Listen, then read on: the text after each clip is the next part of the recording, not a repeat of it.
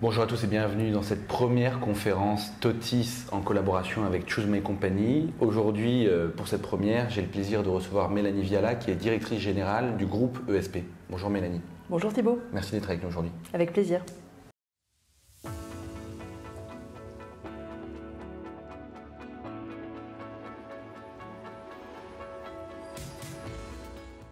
Pour commencer, Mélanie Viala, est-ce que vous pourriez vous présenter à ceux qui regarderont cette vidéo ? Bien sûr. Alors, aujourd'hui, j'ai la chance de diriger le groupe ESP-ESD, mais j'ai pas toujours été dans le monde de l'éducation. Avant de rejoindre le groupe AD Éducation, j'étais associée dans une agence de communication à Paris qui s'appelle Hopscotch. J'ai commencé mes études en prépa, j'ai fait une prépa BL, donc lettres et sciences sociales, et puis après j'ai fait Sciences Po Paris. J'ai choisi de faire du marketing et de la com à Sciences Po, et là j'ai rencontré une recruteuse de L'Oréal qui m'a dit je te vois plutôt en com. Et voilà comment je me suis retrouvée dans la com, à la direction de la communication de L'Oréal Paris. Et puis après j'ai continué ma carrière en com plutôt côté agence. Et j'avais des clients soit grande consommation, donc Pepsi, Danone notamment, Procter & Gamble, et puis toujours en filigrane une passion pour le numérique qui m'a permis en fait de travailler assez rapidement pour des marques comme Microsoft et puis tout un tas de startups qui gravitaient dans l'écosystème du numérique à l'époque. Et alors pourquoi ce choix de devenir directrice générale d'une école ? Alors, je ne pense pas qu'on choisisse de devenir directeur général, mais en tout cas, pour ma part, j'ai plutôt choisi de rejoindre le monde de l'enseignement. C'est un secteur qui m'intéressait énormément avant même de le rejoindre. En tant que consultante en agence, je gravitais déjà dans le monde des écoles et notamment les écoles de design. Et puis un jour, AD Éducation m'a proposé la belle aventure de monter une école, l'école supérieure du digital. Voilà, donc j'ai commencé comme ça et puis petit à petit l'école a grandi et là on m'a confié la direction générale du groupe ESP-ESD en 2018. Merci Mélanie Viala pour ces premières réponses. Alors dans cette vidéo on va se focaliser sur l'ESP. Justement, est-ce que vous pourriez nous présenter cette école ? Oui, alors l'ESP, ce qu'il faut savoir c'est que c'est la première école de communication en France puisqu'elle est née en 1927, donc elle a presque 100 ans. On est présent sur 5 et bientôt 6 campus. À Paris, à Lyon, à Bordeaux, à Toulouse, à Nantes et donc à la rentrée prochaine à Lille.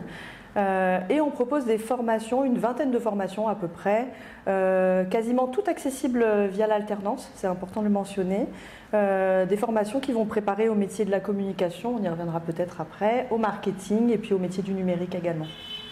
Justement, vous l'avez dit, une vingtaine de formations, là aussi, donc on comprend bien, il y a des bachelors, des masters. Ouais. Quelles vont être les grandes filières, les grandes formations que vous proposez à l'ESP ? Alors, on peut rentrer effectivement à l'ESP directement après le bac, et là on va s'orienter sur un bachelor, et on va assez rapidement se spécialiser en effet, soit dans les métiers de la création, donc quand on veut faire de la com, on peut travailler dans une agence de pub par exemple, on peut être directeur artistique, on peut être devant la caméra comme vous, derrière la caméra comme monsieur. On peut aussi travailler plutôt dans le monde des relations presse, des relations publiques, de l'événementiel. Donc on a cette filière-là également. On a une filière bachelor stratégie marketing et communication. On a une filière aussi internationale, ça c'est très très important pour nous à l'ESP. Dès la première année jusqu'à la 5e année, on va pouvoir avoir des études 100% en anglais et dans les métiers du marketing international. Et puis on a un bachelor aussi plutôt orienté autour du numérique. Si on ne rentre pas directement après la terminale à l'ESP, c'est pas terminé, on peut aussi y rentrer sur une admission passerelle. Si on a fait des études ou par exemple un DUT, un BUT ou un BTS dans un autre secteur que la communication, on peut rejoindre ce qu'on appelle chez nous le cycle intensif qui va vous permettre un rattrapage en accéléré des formations à la com. Voilà. Et après, il y a les masters. D'accord, alors justement, sur les masters, là aussi c'est quoi ? C'est la continuité du bachelor ? Alors c'est la continuité, mais aussi d'une part la professionnalisation et d'autre part la spécialisation. Bien sûr, quand on est en bachelor, on étudie les fondamentaux des métiers du marketing et de la communication. On commence à se spécialiser en 3e année avec une grande voie, donc soit la création publicitaire, le digital, les RP, l'événementiel, etc. Et puis après, en master, on va vraiment choisir sa voie. Donc on peut choisir la communication politique, l'influence et le social media, le planning stratégique, la direction artistique, etc. J'aimerais qu'on revienne un peu sur les questions que l'on reçoit des lycéens et lycéennes. Souvent, ils hésitent au moment des choix post-bac entre une école comme l'ESP, un BTS, une licence à la fac, un FOCOM. Qu'est-ce que vous dites, selon vous, pourquoi choisir une école parmi les autres formations? Alors, il y a déjà une question de durée. Évidemment, un BTS, c'est 2 ans. Un bachelor, c'est 3 ans. Donc ça, c'est aussi la question pour l'étudiant, enfin le lycéen, de savoir s'il veut faire des études courtes ou longues. C'est vrai qu'aujourd'hui, on a plutôt tendance à privilégier, dans le secteur de la communication, des études un petit peu plus longues, naturellement. Le BTS, par ailleurs, c'est une excellente formation qu'on propose à l'ESP Paris depuis fort longtemps, avec des taux de réussite de 100%. Donc on trouve que c'est un excellent socle de base. C'est peut-être un tout petit peu rigide, puisque finalement c'est un diplôme qui est édité par un ministère, et donc quelle que soit l'école, le BTS, tout le monde le forme de la même façon. Un bachelor, on va y retrouver un peu l'identité de l'école, son ADN, et puis ses méthodes pédagogiques. À l'ESP, par exemple, parmi nos méthodes pédagogiques et notre vision, il y a d'une part la professionnalisation dès la première année, donc beaucoup de stages, c'est important.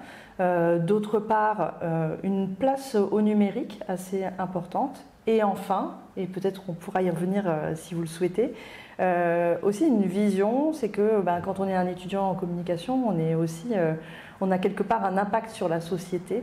Et donc dès la première année et au cours du bachelor, on va essayer aussi de former nos étudiants à devenir des citoyens qui ont un impact. Voilà. Merci Mélanie Viala pour ces réponses. Je voudrais maintenant qu'on revienne un peu sur le profil. Donc souvent, une autre question qui revient souvent, c'est un peu le profil, les spécialités au lycée. Quel type un peu d'état d'esprit recherchez-vous? Qu'est-ce que vous recherchez concrètement à l'ESP? Alors c'est vrai qu'on peut avoir tendance à penser que pour faire de la com, il faut avoir fait des études littéraires, donc ex-bac L, mais aujourd'hui, voilà, les spécialités autour des lettres, de la littérature.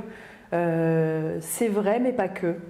Je pense qu'il faut aimer les mots, ça c'est important, aimer le mot, le verbe, mais aussi il faut aimer l'image. Voilà, donc encore une fois, je pense que toutes les spécialités vont apporter quelque chose, et nous au contraire, quand on compose une classe de première année à l'ESP, on va essayer au contraire d'avoir un peu tout type de bacheliers, bac généraux ou bac techno aussi, ça peut arriver. C'est quand même plus rare que les bacs techno se dirigent vers la com, mais ça arrive régulièrement.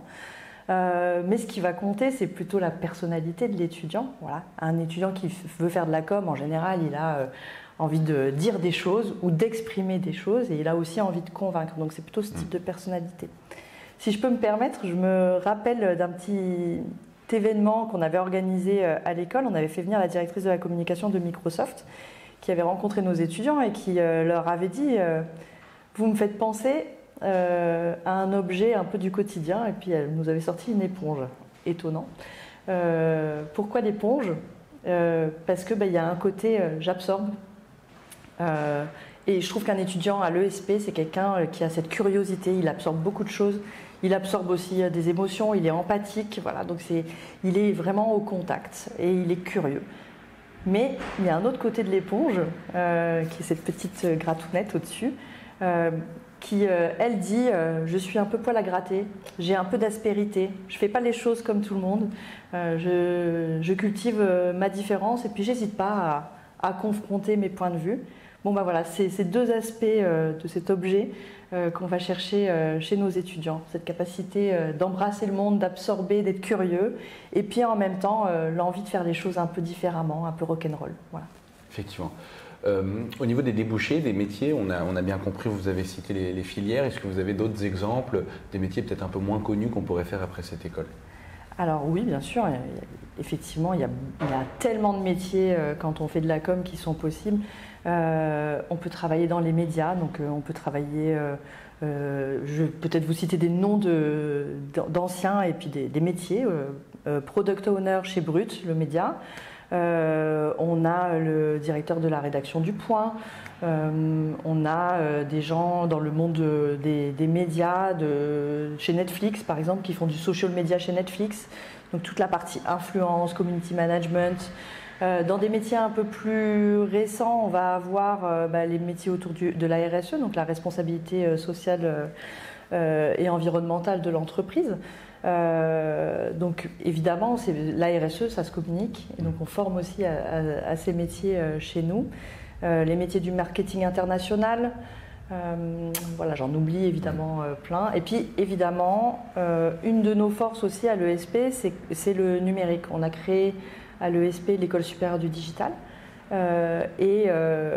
a du coup une compétence assez forte sur les sujets du numérique. Donc les sujets du numérique, c'est le e-commerce, c'est l'innovation, l'entrepreneuriat, le e-business plus largement, mais aussi la transformation numérique dans les entreprises qui passe par la com. Pour transformer une entreprise, transformer les habitudes, il faut communiquer. Cette compétence numérique, elle se voit en fait finalement dans les parcours de nos étudiants. On a à peu près un tiers de nos étudiants qui travaillent soit dans des entreprises du numérique, soit dans des métiers numériques. Voilà. Merci Mélanie Viala. On va maintenant basculer sur le volet du bien-être étudiant. Selon les enquêtes Happy at School, éditées par Choose My Company, vous faites partie, que ce soit l'ESP ou l'ESD, des meilleures écoles dans vos secteurs en termes de bien-être étudiant. Pourquoi, selon vous ? Alors, si l'ESP a bientôt 100 ans, c'est qu'elle a quand même quelques recettes à sa longévité. Je pense que la première, c'est qu'on a une approche très professionnalisante que les étudiants apprécient parce qu'on les considère comme des jeunes professionnels et non pas comme juste des étudiants. On va dire qu'on est un peu les seniors et ce sont les juniors. D'ailleurs, dans nos équipes, et c'est ce qui ressort d'ailleurs, je pense, dans les enquêtes Happy at School, c'est que nos équipes sont tous des professionnels de la communication ou d'anciens professionnels comme moi, que ce soit la direction générale, les directeurs de campus, les équipes pédagogiques, les équipes relations entreprises. On a tous eu un parcours dans la communication. On sait de quoi on parle et on aime ces métiers et on les partage avec eux. Donc on ne leur donne pas juste un travail à faire et puis après nous on retourne à nos bureaux, on bosse avec eux, on aime ça. Et on travaille sur des cas concrets. On fait venir nos anciens collègues, notre réseau d'entreprises. Et puis on travaille sur des vrais sujets.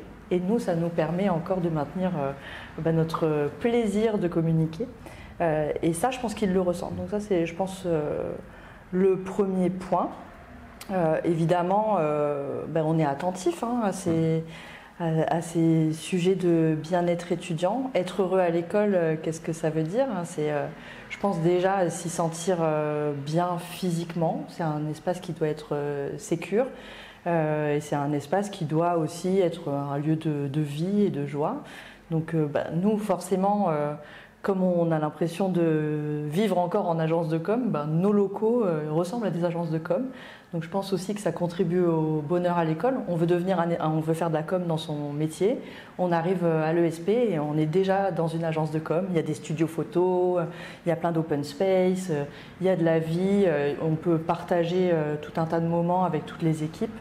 Il n'y a pas de hiérarchie. Voilà. Donc ça aussi, ça contribue. Merci. Au niveau peut-être maintenant des initiatives ou des mesures, est-ce que vous avez en tête 2-3 éléments phares à nous partager ? Oui. La première peut-être qui nous tient beaucoup à cœur à l'ESP, on a monté un programme il y a bientôt 3 ans qui s'appelle Speak Up, en écho à la vague MeToo notamment. On est très sensible à l'ESP aux violences sexistes et sexuelles, qu'elles arrivent dans les campus ou qu'elles arrivent aussi en stage ou dans les entreprises où nos étudiants font leur contrat d'alternance. Il n'y a pas de secteur qui est épargné par ces sujets de violences sexistes et sexuelles et certainement pas la communication. Donc on a souhaité mettre en place un dispositif pour que les étudiants qui sont victimes de violences sexistes et sexuelles ou témoins puissent s'exprimer. Donc on a mis en place un dispositif de formation de nos étudiants. Donc on a des étudiants médiateurs dans tous nos campus, au moins 2 étudiants médiateurs. Donc ce sont des jeunes médiateurs et on a aussi des équipes qui sont formées à l'écoute et donc tout un protocole autour des signalements de violences sexistes et sexuelles. Et c'est un programme qui plaît énormément. Tous nos étudiants participent chaque année à une grande conférence sur ces sujets. Tout le monde finalement y est confronté et notre devoir en tant qu'école, c'est de faire en sorte bien sûr que nos étudiants ne perpétuent pas ces mauvaises pratiques bien entendu, mais aussi qu'ils soient capables d'instaurer plus tard dans leur propre entreprise un climat sain. Merci Mélanie Viala. On arrive déjà à la fin de ces vidéos. J'aimerais que vous nous donniez 2 ou 3 grandes actualités qui ont marqué récemment votre groupe ou votre école. Alors la plus grosse actualité, et qui va être plus qu'une actualité, c'est un gros virage stratégique pour l'ESP depuis 1 an maintenant. C'est un virage autour de la transition écologique. Donc on a repensé tous nos programmes à l'aune de la transition écologique. Donc il n'y a pas une matière qui sera enseignée sans avoir au cœur le sujet de l'impact sur l'environnement. Ça se traduit au-delà du changement de nos programmes, mais par une grosse initiative qui s'appelle Come for Climate, où chaque année, depuis l'année dernière, on va réunir tous les étudiants de l'ESP sur des problématiques qui sont portées par des vraies entreprises, des thématiques RSE. Et donc nos étudiants vont proposer des campagnes de communication sur ces sujets. Donc cette année, on a eu par exemple France Nature Environnement, Nous Anti-Gaspi, mais aussi Veolia, Brico Dépôt, voilà, donc l'EDF qui nous ont proposé des sujets. Nos étudiants proposent des campagnes, ils travaillent tous ensemble. Donc là, cette année, ça va être 3000 étudiants de l'ESP partout en France qui vont travailler sur ces sujets. Une grande finale au Grand Rex où nos étudiants peuvent présenter leur campagne devant un parterre de communicants. Voilà. Et du coup, ça c'est une façon aussi de mobiliser toute la profession autour de ce sujet, parce que la communication, c'est la clé du changement, on en est convaincu. Donc ça, c'est un premier axe. Et deuxièmement, comme dans toute école, on se développe et puis on essaye d'être au plus proche à la fois de nos étudiants, donc ouverture d'un nouveau campus à Lille à la rentrée prochaine, et puis au plus proche des évolutions des métiers, donc des ouvertures de master. Un premier qui me tient beaucoup à cœur, qui est master communication et marketing des industries créatives et culturelles. Donc oui, il va être question de jeux vidéo, de festivals de musique, de culture très largement et des nouvelles pratiques culturelles. Un master autour de la communication politique et un master influence et marketing des réseaux sociaux. Merci Mélanie Viala d'avoir été avec nous aujourd'hui. C'était un plaisir. Si jamais vous êtes intéressé par l'ESP ou l'ESD, n'hésitez pas à vous rendre sur les liens qu'on mettra en commentaire. À très vite et à bientôt sur Totis. Au revoir.